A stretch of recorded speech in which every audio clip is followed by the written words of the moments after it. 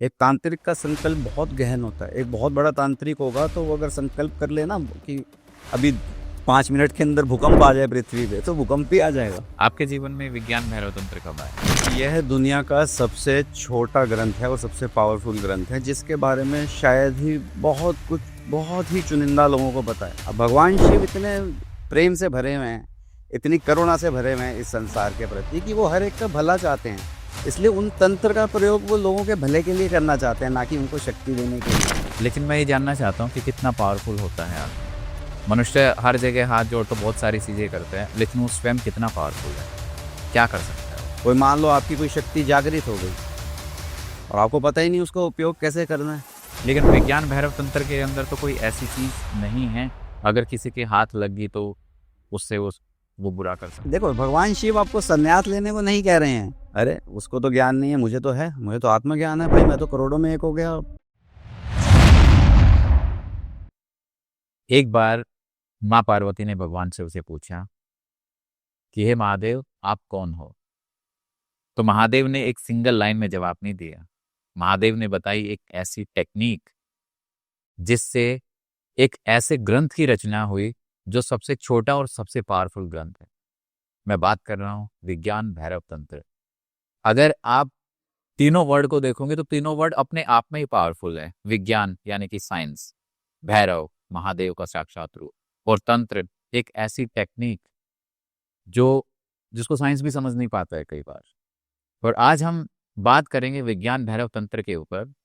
मैं समस्त प्रो भक्ति स्टूडियो में आपका स्वागत करता हूं और आज हमारे साथ गेस्ट हैं astrologer, healer and NLP coach Pankaj Bhutani ji. नमस्कार। नमस्कार। आप कैसे हैं? बहुत बढ़िया, आप बताइए। मैं भी ठीक हूँ। सो आज हम बात करने वाले हैं विज्ञान भैरव तंत्र। जी। तो मैं चाहता हूँ कि आप थोड़ा सा हमारी ऑडियंस को ये बताइए कि ये कैसे एग्जिस्टेंस में आया, उत्पत्ति कहाँ से हुई? देखिए, विज्ञान भैरव तंत्र, जैसे कि आपने अभी बताया कि यह दुनिया का सबसे छोटा ग्रंथ है और सबसे पावरफुल ग्रंथ है, जिसके बारे में शायद ही बहुत ही चुनिंदा लोगों को पता है। यह सिर्फ थ्योरी पे आधारित ग्रंथ नहीं है, जैसे कि आमतौर पे हम ग्रंथ पढ़ते हैं। वो एक पुरानी एक थ्योरी के बेस पर आधारित होते हैं, जिन पर कुछ प्रैक्टिकल हम कुछ करना चाहें या उसके आधार पर कुछ साधना या उसके आधार पर हम कुछ प्रैक्टिस करना चाहें तो वो नहीं कर पाएंगे। विज्ञान भैरव तंत्र एक ऐसा ग्रंथ है जिस पर भगवान शिव ने अनेक प्रकार की विधियां दी हैं, जिनकी संख्या है 112 है। इसकी शुरुआत ऐसे हुई कि जैसे माँ पार्वती को एक जिज्ञासा हुई आत्मा के बारे में जानने की, या जो सृष्टि है, ये चराचर है, सारा जो सराउंडिंग्स हैं, ये कैसे उत्पन्न हुई और मैं इस अस्तित्व में कैसे आई, मैं कौन हूँ, ये प्रश्न उठा। और महादेव जबकि आत्मज्ञान से भरपूर हैं, ऑलरेडी आत्मा का ज्ञान रखते हैं, तंत्र का ज्ञान रखते हैं, जैसे कि भगवान शिव जो हैं, वे इन विधियों को माँ पार्वती से इसलिए डिस्कस कर रहे हैं ताकि वह भी अपनी आत्मा के तल पर थोड़ा सा उसकी एक झलक पा सकें। माँ को जिज्ञासा हुई आत्मज्ञान की, तो उन्होंने एक ऐसी 112 विधियां जो पूरी की पूरी प्रैक्टिकल हैं, कि कोई एक ऐसी विधि जो हर किसी ने कोई ना कोई उसमें से एक ऐसी विधि है जो आपके कोई ना कोई काम तो आ ही जाएगी। मतलब शिव जी ने, भगवान ने कोई एक बिल्कुल भी एक रत्ती मात्र भी कहीं से कोई 1 इंच नहीं छोड़ा कि बंदा ये ना कह सके कि भाई मेरे को अभी भी कुछ समझ नहीं आया। उन 112 विधियां में ये जितने धरती पे जितने भी 700-800 करोड़ जीव हैं, हर कोई ना कोई विधि उसमें से जरूर आपको ऐसी मिल जाएगी जो किसी ना किसी के काम की जरूर है। और जो कि जहाँ की तंत्र का सवाल है, यहाँ पर हम सिर्फ बात विभूति तंत्र की नहीं कर रहे। विभूति तंत्र में जहाँ पर हम भूत प्रेतों की बात करते हैं, तो वहाँ पर भगवान शिव ये प्रलोभन नहीं दे रहे हैं इस ग्रंथ में कि आप शक्तियाँ कैसे अर्जित करो। यहाँ पर विज्ञान भैरव का तंत्र सिर्फ हमारे इनर सेल्फ और इनर जर्नी और इनर साइंस से है, कि हम अपनी परतें दर परतें, हमारे चक्रास जो हैं, हमारी परतें दर परतें कैसे खुलें कि हम अपनी आत्मा की एक झलक पा सकें। हम आत्मा का ज्ञान कैसे हो, जो पार्वती माँ जिज्ञासा प्रकट कर रही हैं कि मुझे भी वो ज्ञान चाहिए जो आपके पास है, क्योंकि भगवान शिव तो भगवान स्वरूप हो गए। अब वो उनके पास तो शक्तियां ऑलरेडी हैं भगवान के पास, वो वह तंत्र की विधियां लोगों को इसलिए नहीं सिखा रहे हैं कि तुम कुछ शक्ति अर्जित करो, या खुद भी जो तंत्र करते हैं भगवान शिव वो शक्तियां अर्जित करने के लिए नहीं करते हैं। आज के हम कॉन्सेप्ट में अगर देखें तो आजकल क्या चल रहा है, तंत्र का शब्द आते ही सबसे पहले शक्ति का ख्याल आता है मन में, कि मैं एक शक्ति कैसे अर्जित कर पाऊं, या मेरे पास कुछ ऐसा विशेष क्या हो, जो विशिष्ट क्या हो, जो लोगों से विशिष्ट है। असल में वो चीज आपको एक अहंकार में लेके जाने की पूरी पूरी संभावना रखती है। कि मेरे पास ये पावर है। जी बिल्कुल। पावर्स का देखो सही उपयोग करना ना, उसके लिए बहुत ही गहन साधना चाहिए, इतनी ज्यादा सेंसिटिविटी चाहिए कि आपको उस तल पर पहुंचना पड़ेगा कि जहां पर आपके विचार इतने शुद्ध हो गए कि आपको सिर्फ लोगों के भले और करुणा के अलावा और कुछ सूझता ही नहीं है। अब भगवान शिव इतने प्रेम से भरे हुए हैं, इतनी करुणा से भरे हुए हैं इस संसार के प्रति कि वो हर एक का भला चाहते हैं, इसलिए उन तंत्र का प्रयोग वो लोगों के भले के लिए करना चाहते हैं, ना कि उनको शक्ति देने के लिए। अच्छा, एक सवाल ये उठता है कि आमतौर पर जितने भी हमारे जो ग्रंथ की रचना हुई तो किसी महर्षि ऋषि मुनियों के द्वारा हुई। जैसे महाभारत है तो वेद व्यास, रामायण वाल्मीकि ऋषि ने की।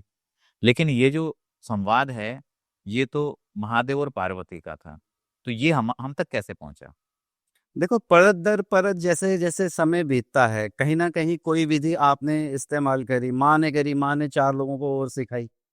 अब देखो ऐसे जैसे पीढ़ी चलती चली जाती है, कुछ उसके जो अवशेष हैं वो जरूर कैरी फॉरवर्ड होते चले जाते हैं। तो अब जो जो चीजें आज मैं सीख रहा हूँ, या मेरे को आज की डेट में पता है कि शिव विज्ञान धर्म तंत्र क्या है, ये जहाँ से कैरी फॉरवर्ड होता आ रहा है, क्योंकि हमारे इस पे भारत में एक ये खास तौर पर ऋषि मुनियों की जो है, ऋषि मुनियों की एक खास बहुत परंपरा रही है कि अपने शिष्यों को हमेशा उन्होंने ये जरूर सिखाया है कि जो भी ये परंपरा चल रही है इसको कभी मिटने नहीं देना है। जो मैं आज तुम्हें सिखा रहा हूँ ये तुम्हें आगे बांटना है। तो ये जो बांटने की परंपरा चल रही है, तो ये जो बढ़ती चली आई तब से, क्योंकि ये रुकी नहीं, वह धारा फिर कभी रुकी नहीं। जो आज हमारी माँ पार्वती ने सीखा, जिसके द्वारा माँ को भी आत्मज्ञान हुआ, वह उन्होंने रोका नहीं, उस फ्लो को, उस धारा को उन्होंने रुकने नहीं दिया। अब वह चलती चली गई, चलती चली गई। आज वो फिर देवी के जो भक्त आए उनको पास। जैसे माँ के भक्त है, हाँ, फिर वहां से फिर गुरु शिष्य परंपरा से वो फिर और ऋषि मुनियों तक पहुंची, फिर और कुछ साधनों तक, साधकों तक पहुंची, धीरे धीरे आज हम उसका उपयोग कर रहे हैं, आज हम तक पहुंची वो चीज। वो कभी भी विलुप्त नहीं हुई। वो उसका खास कारण, उसका सिर्फ एक कारण यही है कि जो हमारी परंपरा है ऋषि मुनियों की, वो हमेशा बांटने की संस्कृति पे आधारित है। उसको गुप्त रखने की परंपरा पर आधारित नहीं है कि उसको छुपा लो। छुपाया हाँ जाता है उस सेंस में कि सिर्फ कुछ लोग, ऐसे लोगों के हाथ ना लग जाए जो शक्ति का दुरुपयोग कर सकते हैं, वरना जो लोग भी लायक हैं, जिनको भी उन्होंने पात्र समझा उस चीज के, उनको सिखाया जरूर, साथ में कोई कभी कुछ नहीं लेके गया। लेकिन विज्ञान भैरव तंत्र के अंदर तो कोई ऐसी चीज नहीं है, अगर किसी के हाथ लग गई तो उससे वो बुरा कर सकता। नहीं, नुकसान हो सकता है। बुरा देखो एक एक एक हद पर एक सिद्धि पाने के बाद बुरा भी कर सकता है। मान लो एक विज्ञान भैरव तंत्र की कोई विधि से कोई एक सिद्धि पा ले, आज की डेट में 3 महीने अगर हम विज्ञान भैरव की कोई भी एक विधि कर लें तो उसमें 3 महीने में आपको सिद्धि भी हो जाएगी। मगर अगर सिद्धि जैसे ही आपके विचारधारा है, फिर आप फिर गलत फंस गए, वहां पर आप किसी का वहां उस सिद्धि का दुरुपयोग भी कर सकते हैं। नहीं तो चाहो तो आप अपनी आत्मा का ज्ञान भी ले सकते हो। ये दोनों रास्ते हैं आपके पास। कोई ऐसी सिंपल टेक्निक जो विधि है जो आप बता सकते हो? देखो एक सिंपल जो सबसे बहुत सरल विधि है, जो दिन भर में हम चलते फिरते भी कर सकते हैं, उन 112 विधियों में से बहुत सारी विधियां ऐसी हैं जिसकी मैं अभी यहाँ पर चर्चा नहीं करूंगा, क्योंकि वो फिर उनके परिणाम जो हैं, उनके जो अनुभव हैं, शायद एक मन हाथों हाथ उन चीज़ों को डाइजेस्ट नहीं कर पाएगा। तो जो बहुत सरलतम विधियां हैं उनमें से एक सबसे सरलतम विधि ये है कि आपकी जो सांस की लय चल रही है फिलहाल, जैसे विपश्यना जिसको बोलते हैं, अब विपश्यना में क्या होता है, हम अपनी सांस की स्पीड को, जो गति को कमती या बढ़ती कर रहे हैं और उसके प्रति एक अपना होश कायम रख रहे हैं, उसके साक्षी हो रहे हैं, उसको विटनेस कर रहे हैं। और भगवान शिव कहते हैं आपको इस सांस की जो धारा बह रही है नॉर्मल, सिर्फ इसी को देखते देखते आपको अपने शरीर से डिटैच होते चले जाना है। आपको कुछ भी इसमें गति को ना बढ़ाना है, आपको प्राणायाम नहीं करना है। नॉर्मल जैसे आ रही है, जा रही है, इसी के प्रति आप होश से भर जाओ। एक ये विधि है, कितनी सरल विधि है। विपश्यना में भी थोड़ी-सी एक ये टेक्निक हम यू क्या करना पड़ेगा इसके लिए? जैसे हम खाली बैठे हैं, अभी 2 मिनट आप भी बैठे हैं, हम भी बैठे हैं। हम जैसे आपकी एक एक एक रिदम चल रही है, सांस। साँस की एक रिदम चल रही है नॉर्मल। विपश्यना में क्या होता है कि आपको साँस को या तो गति को बढ़ाना है या घटाना है, ठीक है? कुछ ना कुछ चेंजेस लाने हैं रिदम में, तो वो आपको नहीं करना है। भगवान शिव यहाँ पर कह रहे हैं कि आपकी जिस तरीके से लय चल रही है, आँख बंद करके उसको नोटिस करने लगो बस। जिस भी गति में चल रही है, तेज़ चल रही है, शांत चल रही है, मध्यम चल रही है, जैसी भी चल रही है। आप इसके प्रति अवेयर होना शुरू हो जाओ। ये आपको शरीर से डिटैच और मन से डिटैच करना शुरू कर देगी।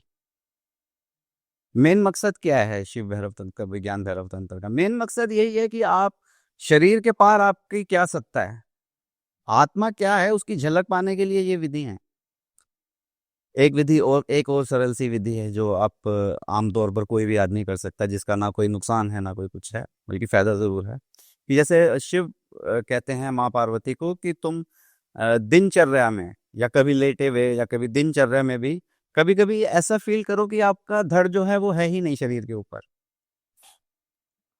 फेस ही नहीं है। हाँ, हेड ऑफ है, फिर गर्दन से ऊपर का हिस्सा है ही नहीं, धड़ है ही नहीं आपका। ऐसा भाव कीजिए, ऐसा फील कीजिए, आपके वहीं विचार थमने शुरू हो जाएंगे। हम्म। ठीक है, जब बुद्धि है ही नहीं तो विचार खत्म। फिर आप कहाँ है? पहले आप आ गए शरीर के तल पे, मन तो छूट गया, जो विचार का तल है। आप सीधा कहाँ पे पहुंचे? आप शरीर के तल पे। और शरीर के तल पे अवेयरनेस करते करते आप कहाँ पहुंचेंगे? अपनी आत्मा के तल पे। मगर ये विधियां एक दिन में काम नहीं आएंगी। हाँ, एक दिन से भी ऐसा जरूर हो सकता है कि आपको उस आत्मा की झलक जरूर मिल जाए कि हाँ, कोई चीज ऐसी है मेरे भीतर, एक तत्व ऐसा है जो इन सबसे पार है। कौन लोग होते हैं जो मतलब इसकी तरफ अट्रैक्ट होते हैं? क्योंकि जब हम कलयुग की बात करते हैं तो यहाँ तो सब मोह माया में लिप्त है। हर कोई तंत्र की तरफ भी जाता है या साधना की तरफ भी जाता है तो उनका एक मोटिव रहता है कि मेरे को पावरफुल बनना है, मेरे को मेटेरियलिस्टिक चीजों की रिक्वायरमेंट होगी। लेकिन इसका तो सबसे पहला जो सूत्र है वो वही है कि आप डिटैच हो जाओगे, आप मोह माया सब छोड़ दोगे। तो ये किन लोगों को करनी चाहिए? नहीं नहीं, इससे देखो, भगवान शिव आपको संन्यास लेने को नहीं कह रहे हैं। तुम डिटैचमेंट का मतलब? डिटैचमेंट का मतलब है कि आपको यह जरूर पता होना चाहिए कि आप स्वयं में हैं क्या चीज, वो कौन सा तत्व है जो आप हो। शरीर के पार आप क्या हो? एक बार आपने जान लिया कि मैं शरीर नहीं हूं, मैं मन नहीं हूं, मैं ये वाला तत्व हूं जो चेतन है, जो चेतन है वो तत्व मैं हूं। उसके बाद क्रियाकलाप में लगो, आप कमाओ, आप ऑफिस जाओ, आप दुकान पे बैठो, आप जॉब करो, आप खाना बनाओ, आप कुछ भी करो। अच्छा, जब हम इनकी प्रैक्टिस करते हैं तो आम जीवन में कैसे इफेक्ट होता है इन चीजों का? आम जीवन पे इफेक्ट इन द सेंस क्या कहना चाह रहे हैं, मैं समझा। मतलब जो लोग ये प्रैक्टिस कर रहे हैं, मतलब ये डीप मेडिटेशन टेक्निक होती है, तो इससे हमारी मैनिफेस्टेशन पावर स्ट्रांग हो जाती है या हम भगवान शिव की एक कोई प्रॉपर साधना में लग जाते हैं? नहीं नहीं, यहाँ पर भगवान शिव ये नहीं कह रहे कि आप मेरी साधना करो। यहाँ पर एक बहुत गौर फरमाने वाली चीज ये है कि भगवान शिव ये कतई नहीं कह रहे कि आप मेरी पूजा करो। हाँ, मेरे द्वारा जो मुझसे खुशबू फैल रही है उसका उपयोग करो। जो मैं आज तुम्हें बता रहा हूँ उसका उपयोग, जैसा मैं हूं तुम भी वैसे ही बन सकते हो, तुम भी शिव ही हो सकते हो। वो तो खुद जैसा बनाने की कोशिश कर रहे हैं आपको। वो ये नहीं कह रहे संन्यास ले लो और चले जाओ, जंगलों में चले जाओ और छोड़ दो मोह माया। मोह माया की तो यहाँ पर कोई बात हो ही नहीं रही। शिव खुद मोह माया में लिप्त हैं मगर फिर भी अलिप्त हैं, है ना? तो यहाँ पर शिव कतई इस बात का समर्थन नहीं कर रहे कि आप संन्यास ले लो। वे ये कह रहे हैं कि दिनचर्या में आप इतने जन्मों से इतने संस्कार इकट्ठे हैं कि हम शरीर से इतना ज्यादा अटैच हो गए हैं कि हम ये मानने ही लग गए हैं कि हम शरीर ही हैं। विज्ञान भैरव तंत्र इस चीज पर आधारित है कि आप उस तत्व को जानो जो आप पैदा होते साथ ही जिसको पैदा लेके पैदा होते हो। जैसे भगवान कृष्ण कहते हैं कि आत्मा ना पैदा होता है, ना जन्म लेता है, ना मरता आत्मा अजर अमर है। है ना। तो वो भगवान शिव भी इसी बात को समर्थन दे रहे हैं कि आप उस तत्व को जानो जो आपके साथ ही पैदा होता है और आपके मरने के बाद भी साथ ही जाता है। हर पर्सन की जर्नी में कोई ना कोई एक ऐसा पॉइंट आता है जो वो इन चीजों की तरफ भागता है बिल्कुल। ना। क्योंकि आमतौर पर जो लोग आ रहा है अपने मौज मस्ती से जी रहा है, उसको तो मतलब ही नहीं है, क्यों जाने वो अपने आप। क्यों जाएगा। लेकिन मैं ये जानना चाहता हूँ कि कितना पावरफुल होता है आदमी। मनुष्य हर जगह हाथ जोड़ तो बहुत सारी चीजें करते हैं, लेकिन वो स्वयं कितना पावरफुल है, क्या कर सकता है वो। देखो मैंने आपको एक इतनी बड़ी चीज बताई, जब शिव ये कह रहे हैं कि तुम भी मेरे जैसे बन सकते हो, तो अनुमान लगाओ हम शिव को सर्वशक्तिशाली समझते हैं कि नहीं समझते आज की डेट में। वो सेम शक्तियां हमारे भीतर भी समाहित ही हैं, बस उनको डिस्कवर करना है, उनको इन्वेंट नहीं करना है।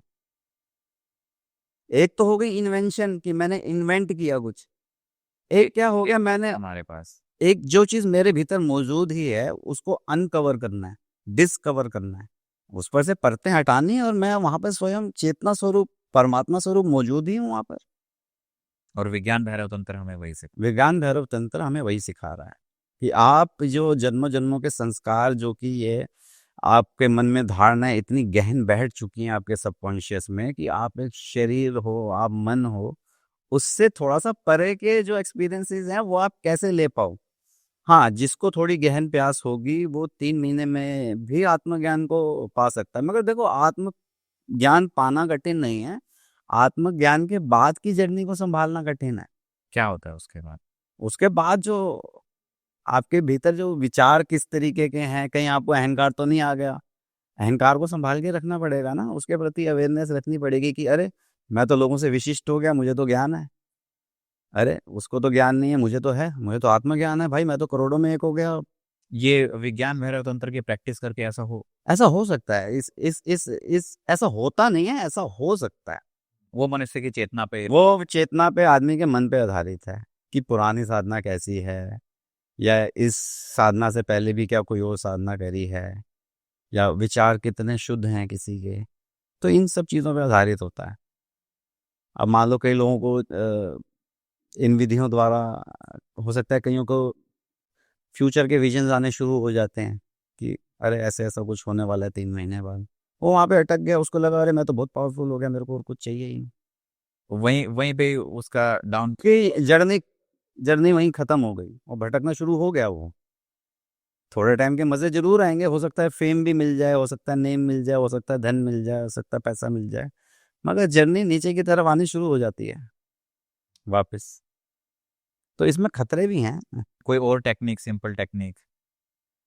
देखो सिंपल टेक्निक्स इन सांस की विधियों से सिंपल टेक्निक्स और नहीं है, मगर हाँ सिंपल टेक्निक के एक योग निद्रा अगर आपने सुनी हो तो वो एक बहुत सरल सी विधि है। उसमें क्या होता है? उसमें क्या होता है, आज की डेट में हमारे जो इंडियन आर्मी है वहाँ पर भी ये टेक्निक यूज होती है, मगर वहाँ पर ये इस चीज़ का शायद उन लोगों को नहीं पता कि वो जाने अनजाने कर रहे हैं। भैरव तंत्र की विधि का इस्तेमाल कर रहे हैं। उसमें क्या है, योग निद्रा में क्या है कि आपको अपने शरीर के प्रति पूरे इतना सचेत हो जाना है, एक एक अंग के प्रति। उससे उसका बेनिफिट मैं आपको पहले ही बताया था। उसका बेनिफिट ये होता है कि जैसे आपको जैसे हमारे आर्मी वालों को क्या चाहिए कि कभी कभी बहुत क्विक रिवाइवल चाहिए बॉडी में, कि क्विक रिवाइवल मतलब कि 8 घंटे की नींद वाला रिवाइवल बहुत जल्दी चाहिए, आधे घंटे में 8 घंटे की नींद वाला रिवाइवल चाहिए, तो आदमी क्या करे। उसमें योग निद्रा बहुत सहायक है। उसमें क्या होता है कि जैसे हम शवासन में लेट दें, जैसे लेट दें, उसमें क्या आपको अपने एक एक अंग के प्रति सचेत रहना है। शुरुआत में पैरों के प्रति, अंगूठे के प्रति, जैसे जितना ज़्यादा ओवर सेंसिटिव आप होते चले जाओगे, पैरों के प्रति, फिर अपने एंकल्स के प्रति, एक एक मिनट सचेत मतलब सचेत मतलब वहाँ पर पूरी अवेयरनेस, वहाँ कि आप ध्यान लगाओ अपना। वहाँ पर सारा अपना ध्यान वहाँ ले जाओ। हाँ। आप घुटनों पे आ गए, आपका ध्यान घुटनों पे आ गया, फिर वहाँ 15-20 सेकंड टिके आप, फिर थाइस पर आ गए। ऐसे धीरे धीरे पूरे होश के प्रति जब आप भर जाते हो ना, तो आपकी बॉडी एकदम ऐसे रिवाइव हो जाती है जैसे कि आपने 7-8 घंटे नींद करी है। तो ये बहुत सरलतम विधि है। ये तो कोई भी कर सकते हैं, हाँ, ये जनरली कोई भी कर सकता है। हाँ। इसलिए विज्ञान भैरव तंत्र इसलिए बहुत सबसे बढ़िया ग्रंथ इसलिए है, और सबसे बढ़िया टेक्निक है इसमें ध्यान की, क्योंकि ये आप जिसकी जिसको सोच भी नहीं है कि ध्यान होता क्या है, वह भी ये चीज कर सकता है। ध्यान के विषय में ज्यादा जानकारी की भी जरूरत नहीं है किसी व्यक्ति को, बस 2-3 विधियां, कोई ऐसी सरल सी विधियां अपना ही और शुरू कर दिया जर्नी अपनी। अच्छा, अगर हम बात करें कि 112 जो टेक्निक्स हैं हमारे, तो ये इसमें अलग अलग कैटेगरीज। इसमें देखो कुछ विधियां हैं जो तन से रिलेटेड है, बॉडी से, जो बॉडी के ऊपर से आपको डायरेक्टली प्रैक्टिकल करने हैं। कुछ हैं जो मन पे प्रैक्टिस करनी है जिन चीज़ों की, मन के प्रति। और कुछ चीज़ें हैं जिसमें आपको साइकोसोमेटिक प्रैक्टिसेस करनी है, शरीर और मन दोनों के प्रति। तो लोग जब इसको इम्प्लीमेंट करते हैं अपनी लाइफ में, तो वो सारी 112 विधियों को करते हैं, उनमें से कुछ को भी कर लेंगे तो भी। देखो, हर विधि सबके काम नहीं आएगी। 112 विधियां देने का सबसे बड़ा जो मकसद वो यही है शिव जी का, कि कोई ना कोई इसमें से, इन 112 विधियों में से कोई एक टेक्निक ऐसी जरूर होगी जो किसी ना किसी के काम जरूर आएगी। वो 112 विधियां सारी मेरे काम के नहीं है या आपके काम के लिए नहीं है। हाँ, मगर एक चीज अवश्य है यहाँ पर कि उसमें से 1-2 विधियां, 3 विधियां जरूर ऐसी होंगी जो आप कहोगे हाँ ये मैं कर सकता हूँ, ये मुझे इसको करने में आनंद आया। जो विधि आपको डिफिकल्ट लग रही है या जिसमें रस नहीं आ रहा है, वो विधि आप कभी यूज करिए ही मत, क्योंकि मन हमेशा ये बोलता है कि मैं कुछ मुश्किल चीज करूंगा तो हासिल कुछ बढ़िया होगा, है ना। साधना में भी आदमी सोचता है कि मैं जितना ज्यादा एकदम मुश्किलों से गुजरूंगा, तप करूंगा तो मुझे बहुत ज्यादा शक्तियां, ऐसा कुछ भी नहीं है। ये कोई जरूरी नहीं है कि आपने बहुत स्ट्रगल किया है तो आपको कुछ विशेष मिलेगा, नहीं, ऐसा कुछ भी नहीं है। भगवान शिव कह रहे हैं इसमें से जो तुम्हें सबसे सरल लगे तुम वो कर लो, आत्मज्ञानी तो पाना है ना। जो तुम्हें सबसे सरल लग रहा है वो करो, जिसमें तुम्हें मजा आ रहा है वो करो। अच्छा, इसमें विज्ञान भैरव, जो भैरव नाम है, भैरव क्यों दिया गया? क्या ये रिलेटेड टू काल भैरव? नहीं नहीं, ये किसी व्यक्ति विशेष के लिए भैरव नाम नहीं है। भैरव है कि किसी चीज की उपलब्धि पाना, अपने श्रम से किसी चीज को पाना। उद्धम भैरव है शिव बोलते हैं। जो हमारी मशक्कत है ना, जो हमारी ऊर्जा है, जो हमारी शक्ति है, वो भैरव है, वो हमारे अंदर ऑलरेडी स्थित है, बस उसको डिस्कवर करना है। तो वहीं से आया वो हमारा संकल्प है, भैरव हमारा संकल्प है। जितने जैसे जो आमतौर पर जो भी तांत्रिक होते हैं हमारे देश में, तो उनका जो विधि है वो सारा कुछ जो जो भी पूरा तंत्र है ना, मैं भी यहाँ पर इसकी बात नहीं कर रहा हूँ इन 112 विधियों की। यहाँ पर जितना भी तंत्र है हमारे देश में, वो सारा संकल्प पर आधारित है, सारा संकल्प पर आधारित है। संकल्प के द्वारा कैसे चीजें पाई जा सकती हैं, या संकल्प के द्वारा कैसे मैं आत्मा तक पहुंच सकता हूँ, ऐसे संकल्प भी लिए जा सकते हैं। एक तांत्रिक का संकल्प बहुत गहन होता है। एक बहुत बड़ा तांत्रिक होगा तो वो अगर संकल्प कर लेना कि अभी 5 मिनट के अंदर भूकंप आ जाए पृथ्वी पे, तो भूकंप भी आ जाएगा, कि बारिश हो जाए, बारिश हो जाए। ऐसा होता भी है कई। ऐसा होता है, आपके अंदर वो शक्ति समाहित है ना। वो उनके संकल्प जो तांत्रिकों के इतने गहन संकल्प भी ले लेते हैं कि कुछ भी संकल्प ले सकते नहीं, ये बारिश वाला मैंने पर्सनली भी देखा है कई बार। क्या होता था कि हैं। वो स्पिरिट वर्ल्ड से कनेक्शन हो। गांव में या फिर आसपास के गांव में कई बार ऐसा होता है ना, ग्राम देवता होते हैं या और कोई एक सिद्ध बाबा आदि योगी होते थे, बिल्कुल होता तो उनका जो जन्म दिवस होता था या जिस दिन उन्होंने समाधि ली, तो उस टाइम पे ना इवेंट्स होते हैं, जिसको मतलब मेला बोलते हैं है। या हाँ, फिर मेला बोलते हैं, प्रकार कुल देवी या कुल देवता के होता था। मेले होते हैं। तो उस समय वैसे ही गर्मियों के दिन है, ठीक है, गर्मी पड़ रही है, 40 डिग्री टेम्परेचर है, लेकिन दिन में एक ऐसा टाइम ऐसा था, चाहे वो 20 मिनट ही क्यों ना हो, बारिश जरूर होती थी। अच्छा, हाँ, तो ऐसे संकल्प लिए जा सकते हैं, बिल्कुल हैं। एक्चुअली एक चीज़ मैं यहाँ पर आपको विषय से थोड़ा सा हटके बताना चाहूँगा कि जो पुराने टाइम में, जैसे हम सुनते हैं अपने लेखों में या किताबों में कि देवी ने दर्शन दिए या देवता ने दर्शन दिए, तो हाँ ऐसा होता था। क्योंकि उस टाइम पर मन जो इंसान का है वो इतना ज़्यादा षड्यंत्रकारी, इतना ज़्यादा चालाक नहीं था, वो इतना भोला था कि वे लोग उनको सरल रूप में दर्शन दे देते थे। दर देखो, एक देवी देवता के पास इतनी शक्ति होती है कि वो कंडेंस रूप में आके आपको दर्शन दे सकती है। थ्रू विजन्स या फिर अरे समक्ष, अच्छा, बिल्कुल सामने। हाँ, और रूप में होता है, प्रकाश रूप में। मगर वो देते नहीं है आप दर्शन, क्योंकि ये युग ऐसा हो गया कि उनको पता है या तो ये डर जाएगा या फिर कुछ मांगने शुरू हो जाएगा। तो इसलिए वो ये पता लगा देवी सामने गाड़ी मांग ली। गाड़ी मांग ले बस, अब छोटी चीजें मांग ली, अब वो देवी देवता भी परेशान, फिर सब योजनाएं करो उनके लिए ये वो, तो इसलिए वो दर्शन अब नहीं देते हैं। वरना फोर्थ डायमेंशन जैसी चीज जो है वहां पर अप्रोच करना कोई बहुत बड़ी बात नहीं है। आपके जीवन में विज्ञान भैरव तंत्र कब आया? जो हमारी साधना शुरू हुई वो हुई 2007 से, एक जर्नी शुरू हुई जो किक स्टार्ट मिला। जहाँ तक हम विज्ञान भैरव तंत्र की बात करें तो मेरी इसमें रुचि आई 2012 के आसपास। 2012 में मतलब 2007 से आपने साधना, साधना करी मैंने, बहुत 4-5 साल आप कर रहे थे। कर रहे थे। अब विज्ञान भैरव तंत्र के बारे में मुझे भी नहीं पता था 2012 तक। मैंने कहा ना कि ये एक ऐसा ग्रंथ है, लोगों को इसके बारे में पता ही नहीं है। अब मुझे भी 2012 में जब पता लगा तो मुझे लगा इसके ऊपर भी काम करना चाहिए, क्योंकि सेल्फ रियलाइजेशन की मेरे को पर्सनली शक्तियों की तो नहीं, ऐसा कुछ नहीं है शक्तियाँ हासिल करनी है ये वो, हो सकता है रास्ते में आई भी हूँ गई भी हूँ मुझे पता भी नहीं है। मगर हाँ, ये सेल्फ रियलाइजेशन का एक मेरे अंदर एक प्यास ज़रूर हमेशा रही है कि हम शरीर के पार हम लोग क्या हैं, या मन के पार हमारा एक क्या सत्ता है हमारी, उसको जानने की हमेशा रुचि रही है। तो जैसे ही शिव भैरव विज्ञान भैरव तंत्र के बारे में जब जानने को मिला मुझे, तो मैंने उन विधियों पर काम किया। आपने प्रैक्टिस करना, बिल्कुल किया। तो आप तो साधना 5 साल पहले से ही कर रहे थे। हाँ, आप, क्योंकि आपका एक लेवल हो चुका था, है ना, डीप मेडिटेशन स्टेट्स, और लेकिन जब कह सकते हैं। जब आपने ये स्टार्ट किया तो क्या चेंजेस देखे आपने? चेंजेस ये आए कि आपको उनके लिए बहुत ज़्यादा टाइम नहीं देना है कि आप 1.5-2 घंटे एक विधि के द्वारा आप आसन में बैठे हैं और ध्यान कर रहे हैं 2-3 घंटे।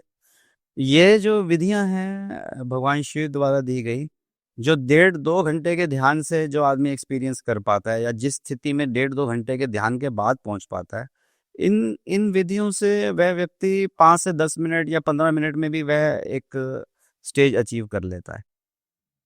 इसमें आपको कोई सिद्धासन नहीं चाहिए, आपको कुछ भी नहीं, आपको पहले से आपके पास आपको प्री प्रोसेस्ड जो भी आपके पास कुछ चीजें हैं या सिद्धि, आपको कुछ भी किसी भी चीज की आवश्यकता नहीं है।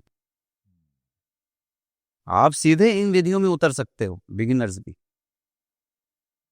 जो भी विधि आपको सरलतम लगे आप उसमें उतर जाइए, भगवान शिव आपकी पूरी मदद करेंगे। अच्छा, अभी तो बुक वगैरह अवेलेबल होती है, इंटरनेट पे भी मिल जाती है, बाहर से भी लोग ले लेते हैं, तो उसमें से अगर मान लो कोई पढ़ के और कोई प्रैक्टिस करना चाहे तो इसके कोई साइड इफेक्ट्स भी होते हैं? देखो, अगर हम सीधा ही सोचें कि हम सीधा ही आज्ञा चक्कर की साधना करने लगें, जैसे एक ओशो की बुक्स हैं जिसमें एक विज्ञान भैरव तंत्र की भी बुक आपको मिल जाएगी। अगर हाँ, उनमें कुछ सिर्फ ऐसी ही विधियां दी हुई हैं जो बिगिनर्स के लिए हैं। वरना देखो, कुछ विधियां उसमें ऐसी हैं जो सीधा आपके आज्ञा चक्कर पर चोट करने की बात कर रही हैं, तो वो सीधा सीधा वो अगर हम करेंगे तो हो सकता है हमारा क्रोध बढ़ जाए, हमारा गुस्सा बढ़ जाए, हम उस ऊर्जा को संभाल ना पाए।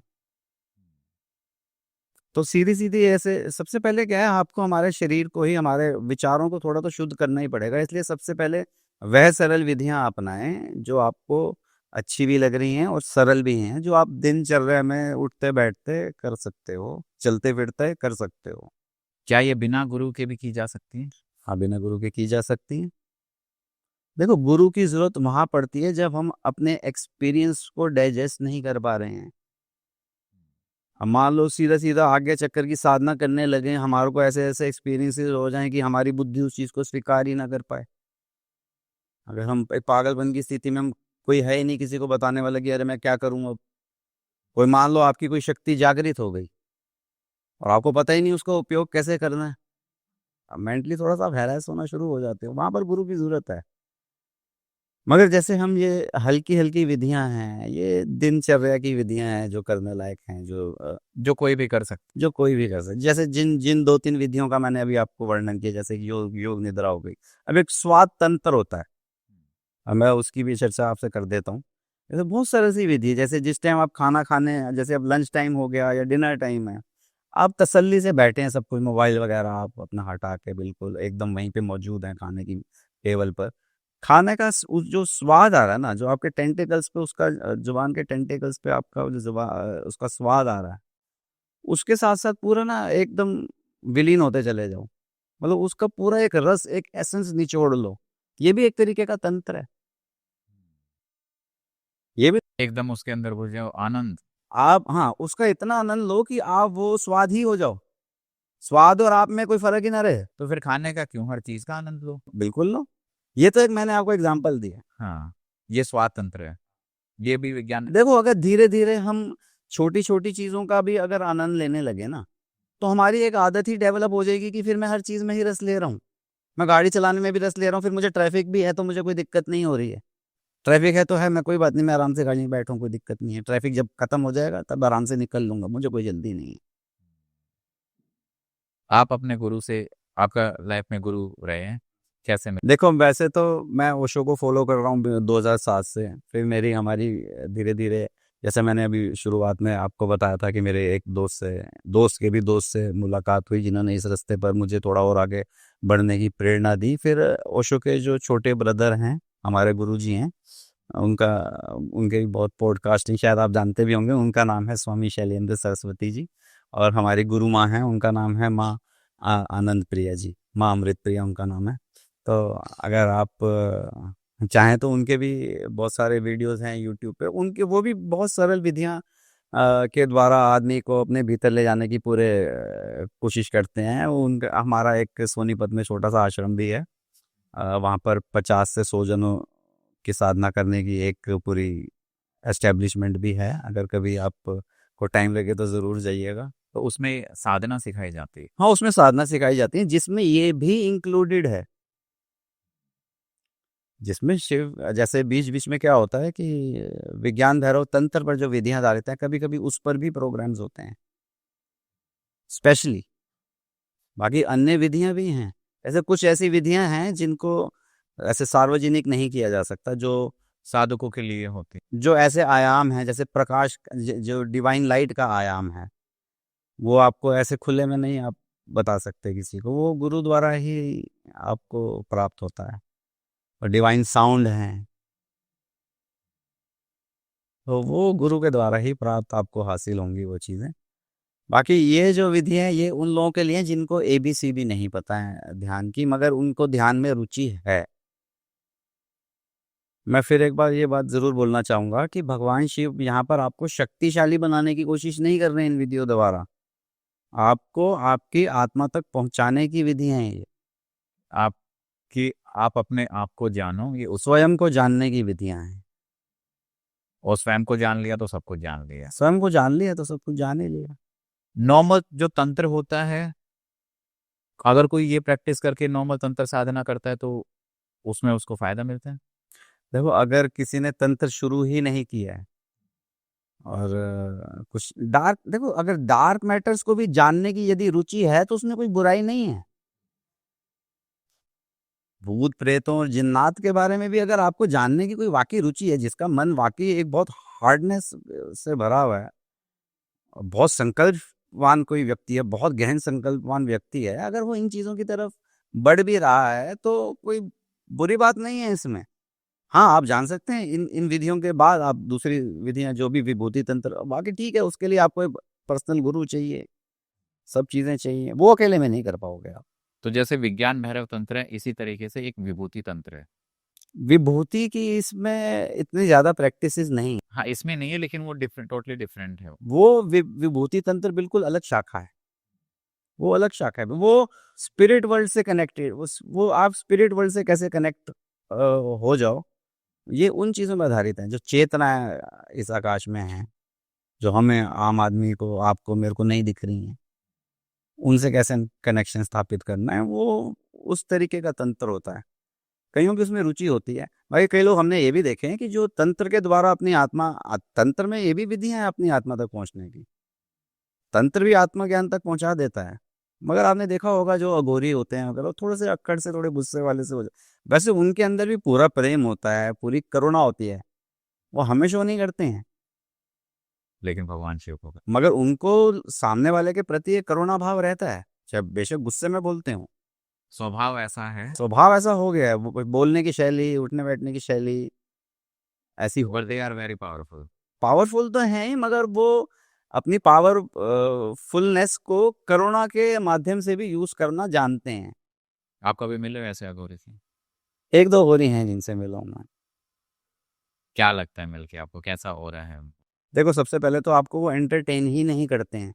सबसे पहले तो आपको देखो, सबसे पहले कोई भी साधक होगा ना, तो जो भी कोई बहुत बड़ा तांत्रिक है, वो सबसे पहले तो ये देखेगा कि आपके अंदर प्यास है या ऐसी कौतूहल, वैसी बस पूछ रहा है, बस एक्साइटमेंट के तौर पे कुछ सवाल करने लगा है। सबसे पहले आपको जांचेगा कि यार ये सवाल कर तो रहा है, कितनी बार कर रहा है, बस एक बार पूछ के चुप हो गया क्या। सबसे पहले तो नकार देंगे कि मेरे पास कुछ ऐसा है नहीं, आप किसी और के पास जाओ। क्योंकि वहां पर सिर्फ एक वो ही आदमी को वो एंटरटेन करते हैं जिसके अंदर कुछ आत्मज्ञान पाने की ना एक संभावना दिखती है उन लोगों को, वरना वो लोग टैंक खराब नहीं करते। और वो इतना उनके अंदर सामर्थ्य होता है कि वो पहचान लेते हैं। बिल्कुल होता है, कौन? स्पिरिट वर्ल्ड से कनेक्टेड होते हैं ना वो, बिल्कुल पहचान लेते हैं। पुराने जन्मों की यात्रा देख लेते हैं पिछले बंदों की, कि कहाँ से कहाँ तक किया है इसने, कुछ किया भी है कि नहीं किया, या ऐसे ही आ गया है। क्या मनुष्य खुद स्वयं देख सकता है अपने पास लाइफ?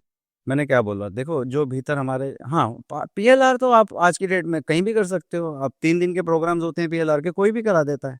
जरूरी नहीं उसके लिए आपको तंत्र की साधना करनी है। नहीं नहीं, स्वयं वो तो कराते हैं खुद से, अगर खुद से आप कर सकते हैं।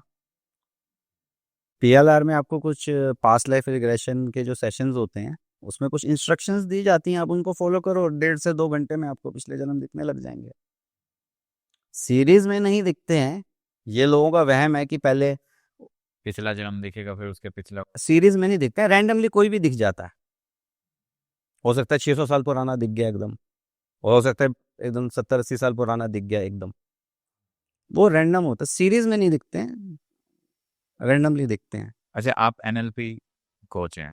एनएलपी का मतलब क्या होता है? एनएलपी में जो उसका फुल फॉर्म है वो तो है न्यूरो लिंग्विस्टिक प्रोग्रामिंग। जो माइंड के हमारे जो तंतु हैं, जो कॉर्टेक्स हैं, पीनियल ग्लैंड है, इनमें इनमें हम अच्छी अच्छी इंफॉर्मेशन कैसे डालें, इसकी भाषा को समझ, लिंग्विस्टिक प्रोग्रामिंग। इसकी भाषा समझ के इसी की भाषा में इसमें क्या फीड करें कि सब अच्छा ही होता चला जाए। हमारे न्यूरॉन्स में हम क्या फीड ऐसा करें, उसकी विधि का नाम ही न्यूरो लिंग्विस्टिक प्रोग्रामिंग है। ब्रेन को समझना ही, ब्रेन की भाषा को समझना कह सकते हैं। मन की भाषा को, ब्रेन की भाषा को समझना न्यूरो लिंग्विस्टिक प्रोग्रामिंग है, बस सिंपल। किसको करनी चाहिए ये? करनी तो सबको ही चाहिए, क्योंकि हम कितना ही जानते हैं अपने ब्रेन को। आजकल की डेट में देखें तो बहुत सारे मैनिफेस्टेशन टेक्निक्स आ गए हैं, मैनिफेस्टेशन ग्रुप्स बने हुए हैं, मगर आदमी समझ नहीं पाता है उस चीज को भी। ब्रेन उस चीज को समझ नहीं पाता है। ब्रेन की पूरी, हमारे को अगर विज्ञान पता लग जाए तो हम इसमें कुछ भी फीड कर सकते हैं कि मुझे यह वस्तु चाहिए, या मुझे यह मैनिफेस्ट मैनिफेस्ट करना है। पर देखो, जितना ज्यादा मैनिफेस्ट, जितनी कोई बड़ी चीज आप मैनिफेस्ट करोगे, तो उतना आपके पास धैर्य भी होना चाहिए। इस चीज का जरूर ख्याल रखें। हम में बनना तो दुनिया का सबसे अमीर आदमी है, मगर मेरे को बनना है 1 महीने के अंदर, तो वो फीड नहीं हो पाएगा। फीड करने के तरीके हैं, ऐसा नहीं है कि आपके मैनिफेस्टेशंस करने के तरीके नहीं है हमारे ब्रेन के पास। कैसे फीड कैसे करेंगे हम उसको? प्रॉपर बताएंगे उसको, उसके बारे में सोचने को बोलेंगे, ऐसे फीड होगा? या फिर कुछ चीज़ें ऐसी हैं जो पहले तो आपके सबकॉन्शियस तल पर आपको लेके जाने में सहायक होंगी। जब आप सबकॉन्शियस लेवल पर चले जाते हो, आप वहाँ पर कुछ विजन्स क्रिएट करते हो, और जो हमारे राइट कॉर्टेक्स में जो इमेजेस बनती हैं, अगर वो स्वीकार कर रही है, हमारा ब्रेन स्वीकार कर रहा है कि हाँ हाँ ऐसा हो जाएगा। सबसे पहली बात बड़ी जो है वो है एक्सेप्टेंस। जब तक हमारा ब्रेन, हमारा मन ये चीज़ स्वीकार नहीं कर रहा कि ये मेरे साथ होगा, तब तक आप कोई भी मैनिफेस्टेशन टेक्निक कर लो, आप कुछ भी मैनिफेस्ट नहीं कर पाओगे।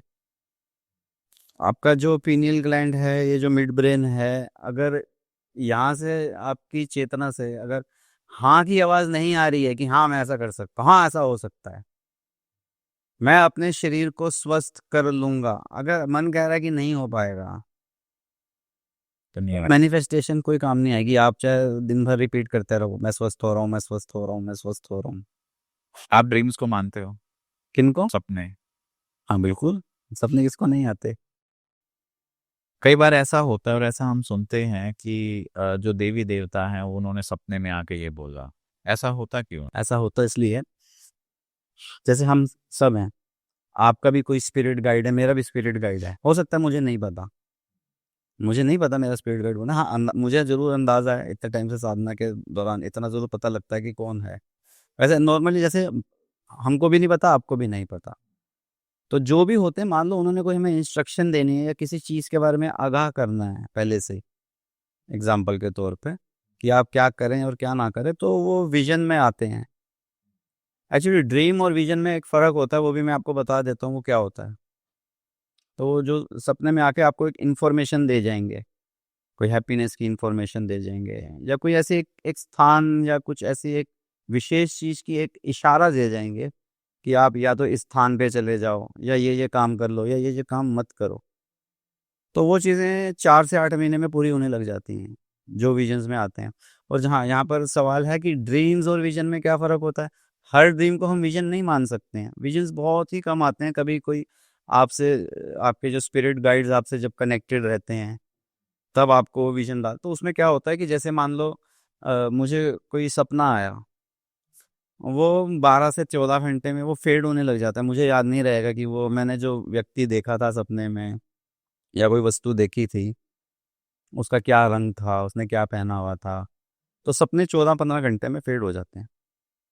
मगर जैसे जो विज़न्स होते हैं, विज़न्स में क्या होता है, आपको हर व्यक्ति ने क्या पहना हुआ था, उसने क्या कलर का क्या पहना हुआ था, आस-पास क्या पड़ा हुआ था, उनका रंग कैसा था, ये चीज़ें आपको याद रह जाती हैं। तो ये विज़न्स ज़रूरी है कि हमें सोते समय ही आते हैं? क्या नॉर्मली जब हम थोड़ा-सा सोच रहे होते हैं या फिर बैठे हुए होते हैं, तो भी तो आ सकते हैं विज़न्स? आपको देखो, बैठे हुए आपको विचार आएँगे, विज़न नहीं आएँगे, समझ रहे हैं? हाँ, कभी-कभी एक झपकी लग गई, आपको कुछ एकदम से कुछ मैनिफेस्ट हो गया, तो वो मोस्ट प्रोबेबली तो यही होता है कि आपको किसी स्पिरिट गाइड ने आके आपके अंदर एक विचार डाल दिया। स्पिरिट गाइड कौन होता है? कोई देवी-देवता हो सकते हैं, भगवान शिव स्वयं भी हो सकते हैं। क्या हर व्यक्ति का स्पिरिट गाइड होता है? हाँ, जिसकी भी साधना में रुचि है, साधना में अगर रुचि नहीं भी है, यदि उसके भाव अच्छे हैं, करुणा है उसके अंदर, या जीवन को एक अच्छे तरीके से जी रहा है, एक प्रेमपूर्ण तरीके से जी रहा है, सबके स्पिरिट गाइड ऑलमोस्ट सबके होते ही हैं। जो टाइम टू टाइम आपको दिशा दिखाते रहते हैं कि ऐसे नहीं, ऐसे करना है, यहाँ मत जाओ, यहाँ करो, ये करो, वो करो। आपके अंदर एक विचार डाल देंगे या आपको एक विज़न दे देंगे। वो स्पिरिट गाइड सबके होते ही हैं। क्योंकि आते तो हम लोग देखो, जब जन्म लेते हैं, आते तो हम सब स्पिरिट वर्ल्ड से ही हैं ना। जो लोग बुरे कर्म करते हैं, किसी का मर्डर करते हैं, रेप करते हैं, तो स्पिरिट गाइड क्या करते हैं उस टाइम उनके साथ? देखो, उनसे एक तो वो कनेक्शन ऑटोमैटिकली टूट जाता है। जहाँ जिसकी चेतना ग्रे या ब्लैक पड़ने लगती है, तो स्पिरिट गाइड्स की जो हमारी कनेक्शन होते हैं, वो ऑटोमैटिकली ख़त्म होने लग जाते हैं। हुँ। फिर अगर एक क्राइम करने के बाद अगर व्यक्ति फिर से संभलने की कोशिश कर रहा है, वापस उसको स्पिरिट गाइड मिल जाते हैं। फिर उस जन्म में तो चलो जो खराब उसका हो ही गया, फिर उसको फिर से एक प्योर करके वापस धरती पे भेजा जाता है उसकी मृत्यु के बाद। पर वहाँ पर वो ये चीज़ स्वयं स्वीकार करता है स्पिरिट वर्ल्ड में कि हाँ, मुझसे गलतियाँ हुई हैं और इस गलती का भुगतान भी मैं करूँगा।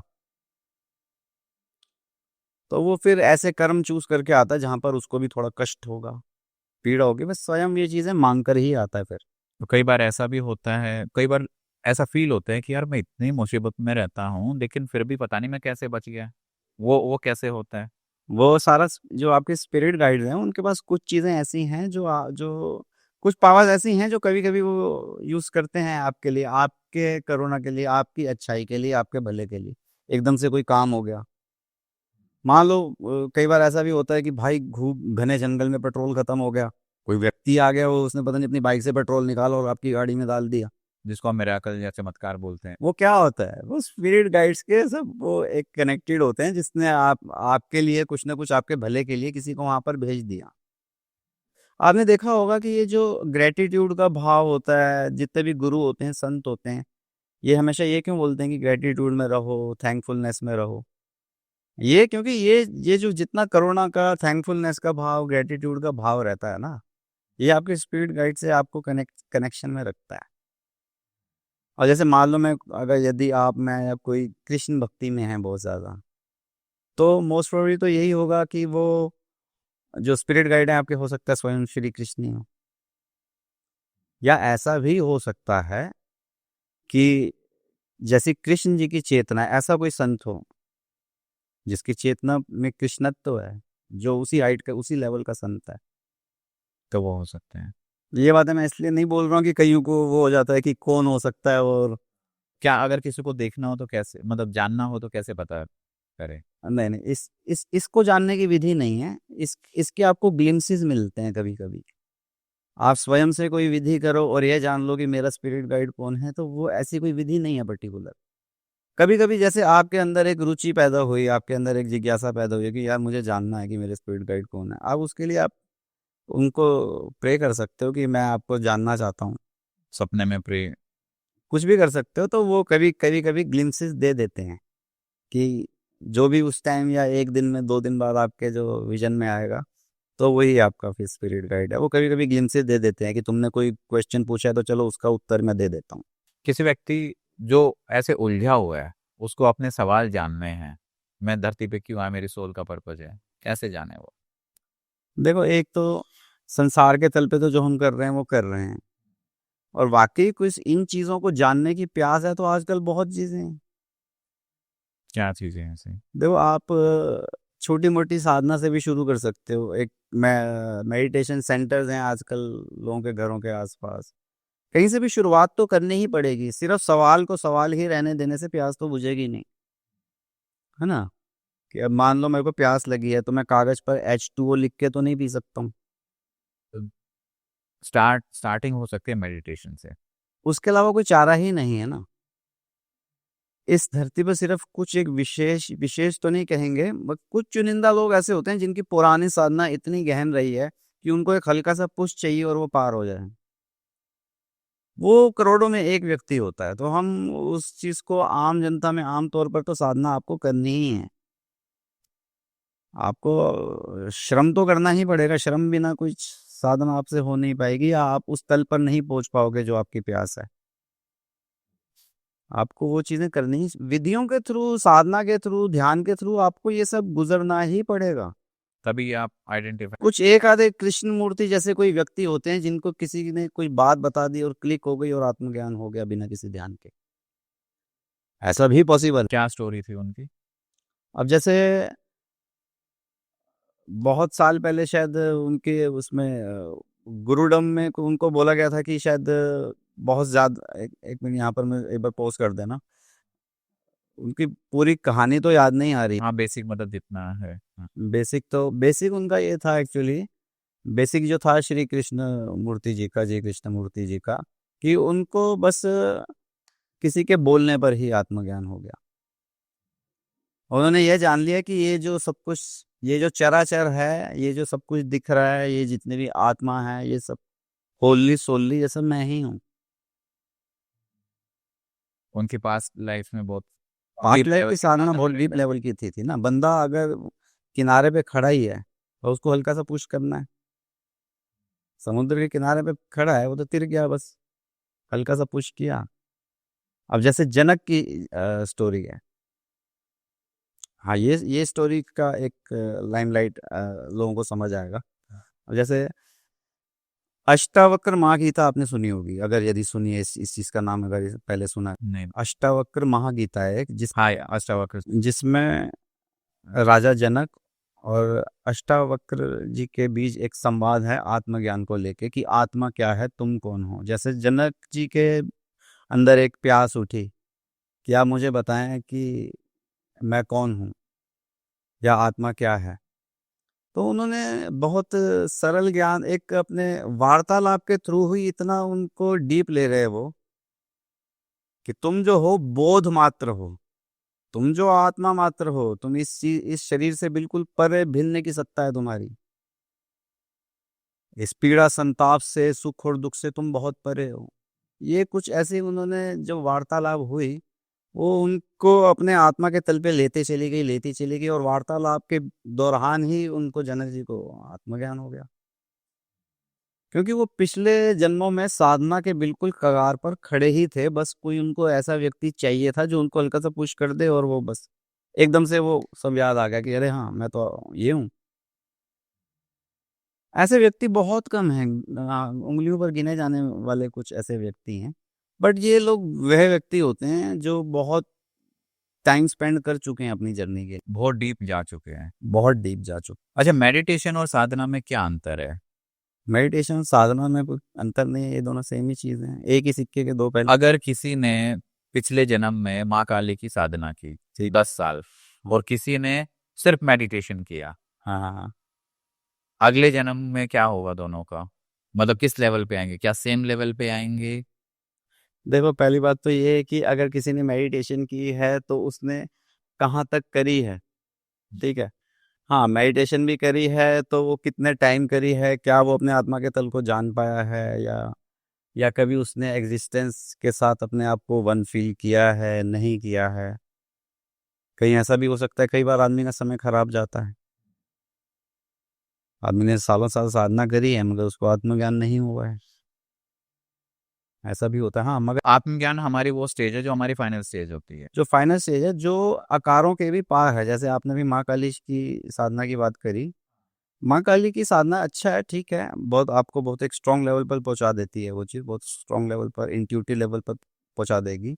बट वहां पर भी आपको एक टाइम ऐसा आएगा जहां पर आकार के पार जाना ही पड़ेगा स्वयं में।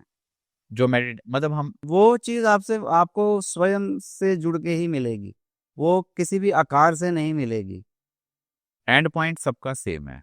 एंड पॉइंट सब, डेस्टिनेशन सबका सेम है, चाहे वो तंत्र की विधि से जाए, चाहे मंत्र की विधि से जाए, चाहे ध्यान से जाए, चाहे तप से जाए, चाहे अघोर से जाए, चाहे सूफिज्म से जाए, जाना सब। एंड रिजल्ट सबका सेम है। तो उम्मीद है दोस्तों आपको ये जानकारी अच्छी लगी होगी। अगर आपके कोई भी सुझाव हैं तो आप हमें कमेंट्स में ज़रूर बताइएगा। तब तक बने रहिए हमारे साथ। धन्यवाद।